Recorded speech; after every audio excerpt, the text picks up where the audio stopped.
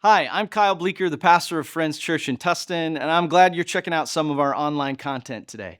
Along with our in person gatherings, which are every Sunday at 10 a.m., we have a number of different ways to help people get connected to our community and discover what God, the Bible, and Jesus have to do with your life.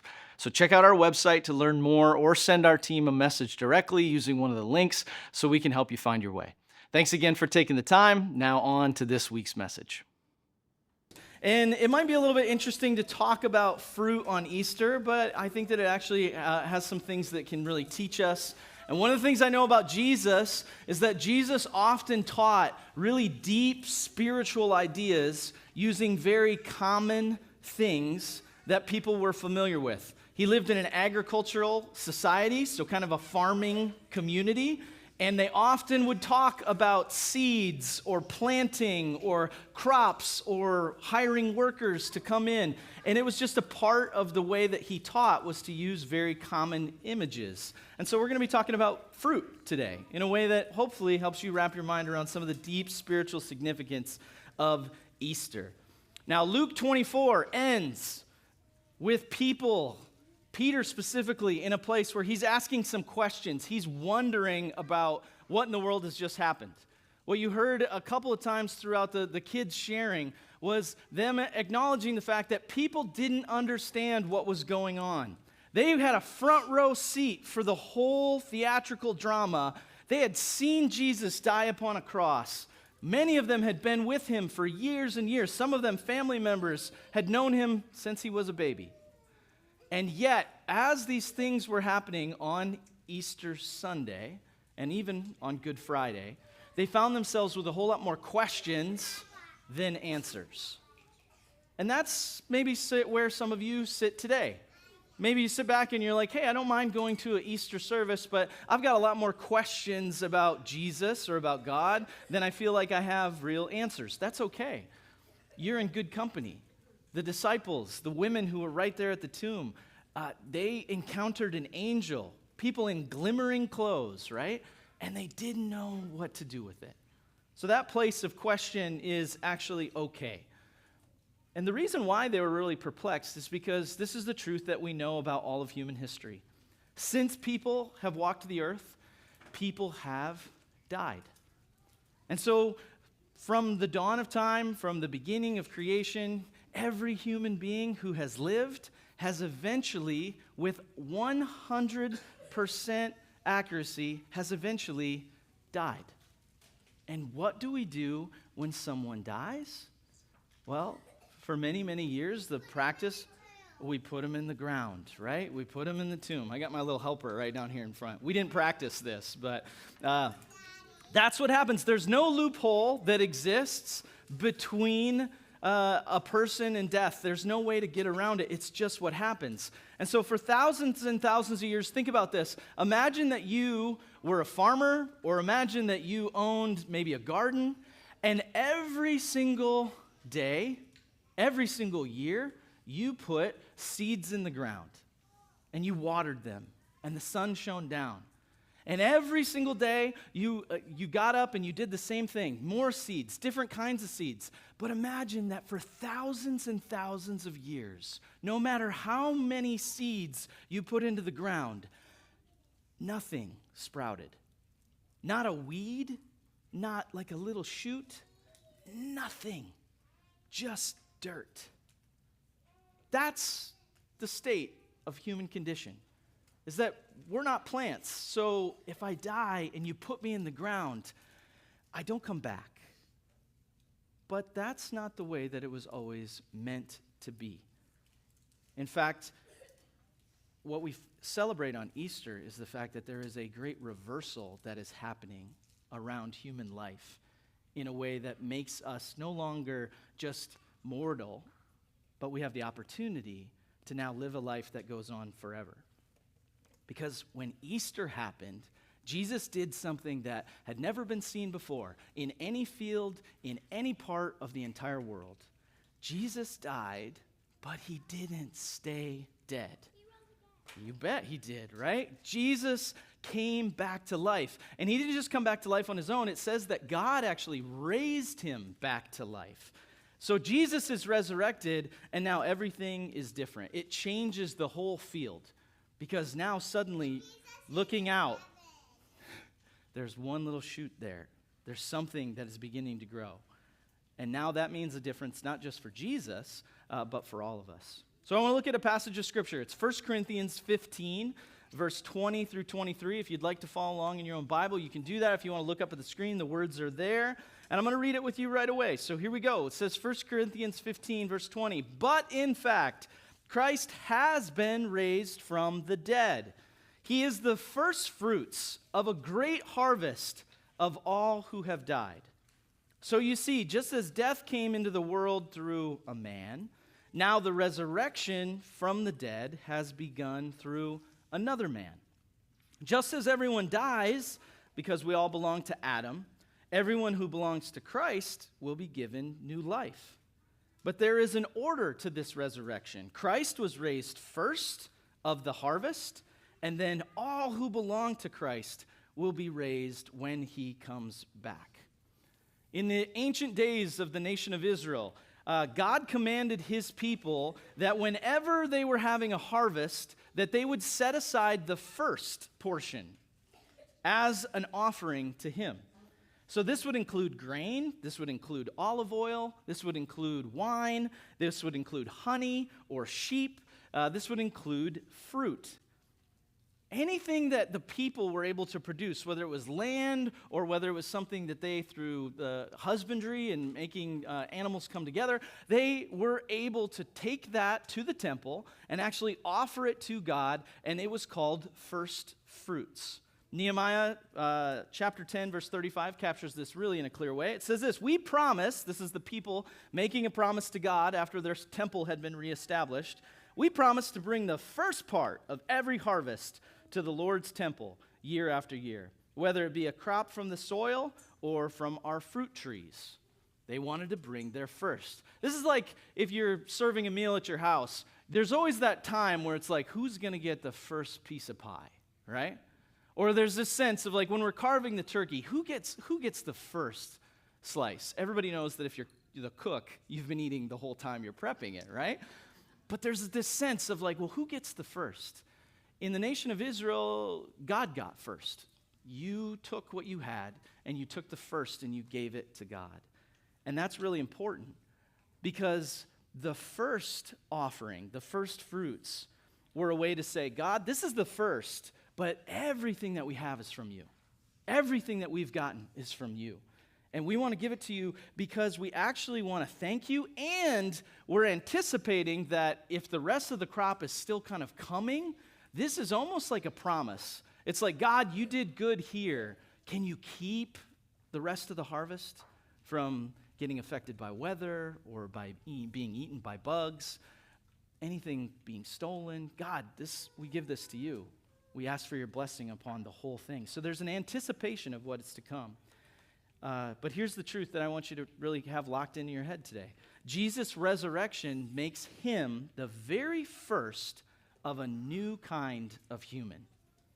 One who has a new kind of body, and one who has the ability to live forever. And here's the good news. This is what's exciting.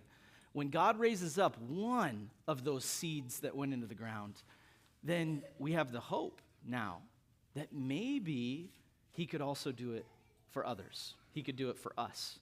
That's the excitement of Easter. That's why we celebrate it, is because, yes, it was Jesus, but it's not just Jesus. He was the first, but he's not the last.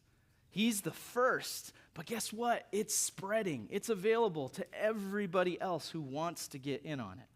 And there's this great reversal that's going on. So look at 1 Corinthians 15 again.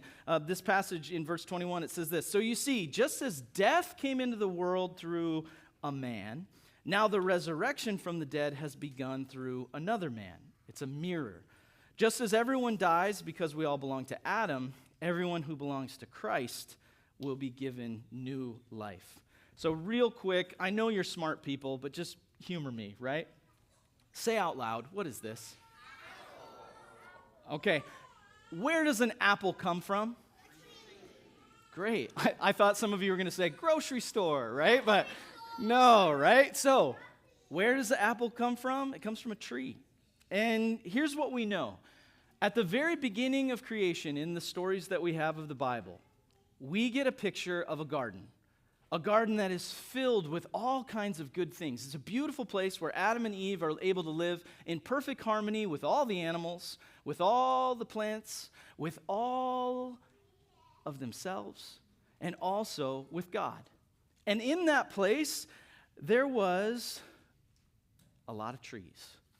But God said to them within that garden, hey, there are limits to what you can eat of here. And specifically, there's a tree that I don't want you to eat of. Don't go to that one. Don't eat of the fruit that is on that tree. It's the tree of the knowledge of good and evil. And he asks Adam and Eve to trust him. He says, will you trust me to not pursue this? Just leave it alone? But the devil comes along and begins to draw their attention to just how good and yummy that fruit looks. And he begins to talk to them, to maybe pull away from some of the ideas that God was giving them. And they make a choice. They choose to eat it. They disobey God for that tree, for the fruit. And so through Adam, everything is cursed, and death comes into the world. The tree in the garden is one where it's a fruitful tree. It's got all kinds of awesome stuff being produced on it. But unfortunately, that's the tree that humanity chose over God. And unfortunately, everyone is cursed because of that disobedience. And then death actually has a way of sneaking into the world. That's the first tree. But guess what? There's another tree that's spoken about in the garden. It's actually the tree of life. And it says in Genesis 3 that God said, look, the human beings, they now are like us. They know both good and evil now because of what's happened. If they reach out and they take the fruit of the tree of life and eat it, then they will live forever. That's a bad thing because they'll live forever in their brokenness. So the Lord God banished them from the Garden of Eden, and he sent Adam out to cultivate the ground which he had been made. And after sending them out, the Lord God stationed mighty angels to the east of the Garden of Eden, and he placed a flaming sword to swoosh back and forth to guard the way to the tree of life. Why did he do that? I got to learn rhetorical questions don't work quite in the same way when kids are in the room, right? All of you adults are like, don't answer, but my own kids, they love it. So death ends up entering into the world. But here's the great reversal of Easter. This is why we are celebrating today. Say out loud for me real quick. That cross, what's it made out of? Wood. And where does that wood come from? Tree. Grocery store. You're starting to get it, right? The cross is made from a tree. It's an instrument of death, actually. This is an executioner's tool. It's used to hurt and frighten people. The Roman army, the Roman legions, the Roman government would put people up on crosses so that they would be elevated and that everyone would see their pain and would know that it's a serious warning that you do not cross them. Otherwise, they will drive nails into your hands and into your feet, and you will die in a public display of shame and disgrace. That's what a cross is. That's how they used the tree. Now, let me just say this, because I'm no more rhetorical questions. That wood right there cannot bear fruit. It's dead. There's no roots. There's no actual trunk to that tree right there. But guess what? Yeah, it's just a cross. But Jesus did something on Easter that changed things. He made something from a tree of death into a tree of life. There's this tree that's in the garden that they don't get to touch, but guess what? The tree of life, which there's been legends written about, and that people have quested all over South America and different parts of the world to be able to find the tree of life so they could be immortal. Well, guess what? I just want to let you know this. Right there, that cross, that's the tree of life. It was a tree on a hill. It was dead wood. But guess what? God chose that cross. He chose that tree for humanity. And because of it, everyone is blessed, and now new life comes. So just take a comparison real quick between these two trees. One of them is a tree in the garden. It's got all kinds of beautiful fruit on it, but when we choose it over God, guess what happens? We're cursed, and then we die. And this tree is different, but it's a tree on a hill. It's dead wood. And yet God chose this for humanity's sake. He chose to go to the cross. Now everything is blessed, and a new life, a seed that never ever had shot up, is now suddenly blooming within the world. Galatians 3 verse 13 says this, Christ has rescued us from the curse pronounced by the law when he was hung on the cross. He took upon himself the curse for our wrongdoing, for it is written in the scriptures, cursed is everyone who is hung on a tree. Jesus, he didn't just like a sponge, like suck up all of the bad that was in the world. That's a good image. I was like, oh, maybe I'll bring a big sponge and I'll be like, hey, all the problems of the world, all the darkness, all the brokenness that you experience in your life, Jesus is a sponge. On the cross, he's going to absorb it all. And guess what? I didn't bring that sponge because I think that that's a limited image. If you got a sponge and it soaks up all the bad stuff like Bounty, right? The quicker picker upper, right? What do you got to do? You either have to throw it away or you got to wring it out and it just goes down the drain.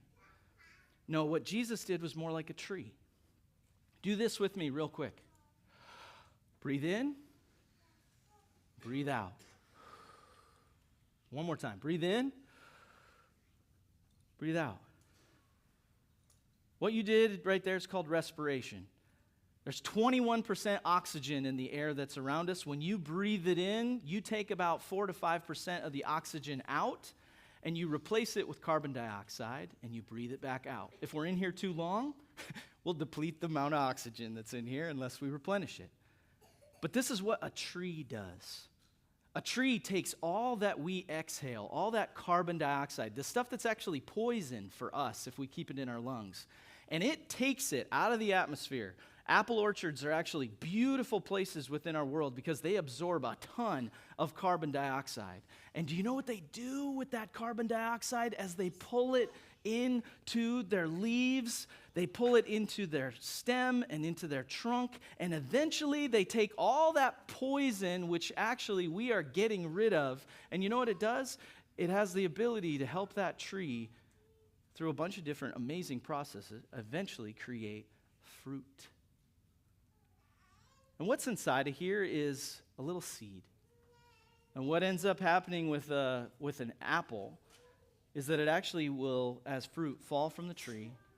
And then the hope is that some animal or some gust of wind or something like that moves that apple, that fruit, down the way until the seed is able to be loose. And then the seed does what? It goes into the ground. Just like Jesus went into the tomb. He was in the ground for 3 days. And out of that time in the ground, an apple didn't grow. A new kind of humanity was raised up. And so Jesus' resurrection, this important point, Jesus' resurrection actually transforms the effects of sin and death, begins to reverse them. They used to always have power over every single human. We all were under the trap of sin. We all were headed towards death. And then guess what happens? Jesus comes along and says, hey, that doesn't have the power over you anymore. And instead, now you and I have the chance to actually become a part of the tree that Jesus is growing. And we can draw upon the strength and the spirit that he has through his roots, through his branches, through his leaves. And he actually invites any human who wants to come and belong to him, to actually be grafted into his life. And from that, we get the chance to be fruitful. We get the chance to add good to a world that is actually starving. The church is the garden of the world. We are meant to be huge fruit producers, not just like 1 or 2 apples in our entire life. We're meant to actually produce bushels and crates and wheelbarrows full of fruit, that we do so much good within the world that as people come along and they're like, wow, what is this? And they eat it and they take it. Then eventually they might actually come to the point where they discover the seed of truth that's inside of it.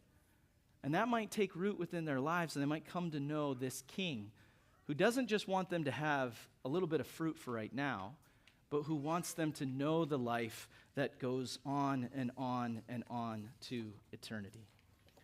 Jesus' resurrection life is a power that's actually available to us today if we'll receive it. The question isn't whether or not it's here. The question isn't whether or not we're celebrating it. The question is whether or not you and I, whether we've been Christians for a while or whether today we're hearing about some of this stuff for the first time, whether or not we want to actually tap into the life of Jesus Christ and begin to be fruit bearers in a way that we never were before. In all the variety and color, you might be sitting back and you're like, oh, Kyle, I'd like to bear some fruit. I'm a mango, right? And somebody else next to you might be saying, oh, yeah, I want to bear some fruit. Kyle, I'm a vine. I want to be like grapes. And others of you, no, I'm an apple. That's fine. We're the great big fruit salad of life, right? Whatever we bring, that's okay. There's diversity here. But John 15, verse 5 through 8, this is actually something that Jesus spoke to his disciples most likely only a day or maybe 2 days before he actually was dead or was put on the cross. He said this to them, I am the vine, you are the branches. Those who remain in me and I in them will produce much fruit, for apart from me, you can do nothing. Nothing. What chance does a branch have of producing fruit if it's not attached to the actual stem, if it's not attached to the actual trunk? And that's not just on Sundays, that's every day. Imagine a branch that just checks in with the stump or with the actual trunk just on Sundays. No, it's a lifetime of pressing in. He says, anyone who does not remain in me is thrown away like a useless branch and withers. Such branches are gathered into a pile to be burned. But if you remain in me, my words remain in you, and you may ask for anything you want, it will be granted. And when you produce much fruit, you are my true disciples. This brings great glory to God. So we as humans, from the very beginning when we were created, were meant to have fellowship with God. We were meant to walk in the garden with him. And something happened and got us disconnected. But Jesus, through the tree of life, through him being planted in the ground and being raised, offers anyone who's willing or anyone who's interested to actually tap into him and begin to be a new kind of person now and a fruit-bearing person in this world. And eventually someday, when I die, when I wither up, or when you do, if you've put your trust in that, you are a seed planted, yes, in weakness, in brokenness, but you are raised to something that's imperishable. That's the excitement and the hope of Easter, and that makes us live differently in today, even though hopefully none of us are planning to die anytime soon. This gives us the chance to be able to live in a different way. And what I want to be able to celebrate briefly before we go is just the fact that here in this church, Friends Tustin is just a little over a year old. And what I want to be able to say to you, all that are regularly a part of this church, is that there's so much fruit here. We don't come to church or participate in each other's lives in a place where it feels barren. I want to be able to say that yesterday, our church was out in the middle of the city of Tustin's huge Easter egg event, and we probably had over 1,000 people who came by our booth, and I saw people being kind. They were all sporting these really nice Friends Tustin t-shirts. They looked fantastic. But what they were doing when they were out there was they were being kind, they were being encouraging, they were laughing with each other, listening, helping parents with their kids. And for several hours, kind of out in the hot sun, we just invested in people who were looking for something to kind of keep them busy on Easter. I don't know if any of them are coming here today or coming to church today, but what I'll say is that's okay. We're just sharing the fruit that we've got. And I saw friendship and good relationships within the people that were there. And I've seen in the last year how when somebody is sick or they have bad news that's happening within the church, if I see someone who's been in the hospital, we ourselves, our family, have experienced the care, people coming around us, rooting for us, being encouraging, praying for us. That's all fruit, the fruit of the Spirit. Love, joy, peace, patience, kindness, goodness, faithfulness, gentleness, and self-control. We have it in abundance here. And guess what? We're only a year in. Our roots are just a little ways into the ground. And I can't even imagine what it's going to look like when we're year 5. Or what it's going to look like when we're a tree that's 10 years old. Or even 100 years old. 100 years from now, what are we going to be producing? What are we going to be able to do? And you might laugh and be like, Kyle, 100-year-old church in this little middle school? Well, what I want you to know is that Friends Your Belinda is a 113-year-old church. And the whole reason why we are here is because they, for 100 years, have been growing, and now they're at a place where they are now planting other churches like this one. And I couldn't have guessed that this is how good it would have been to be our church. It's hard, but it's good and it's beautiful. And I'm excited about what we get to continue to do with the life that Jesus is offering us.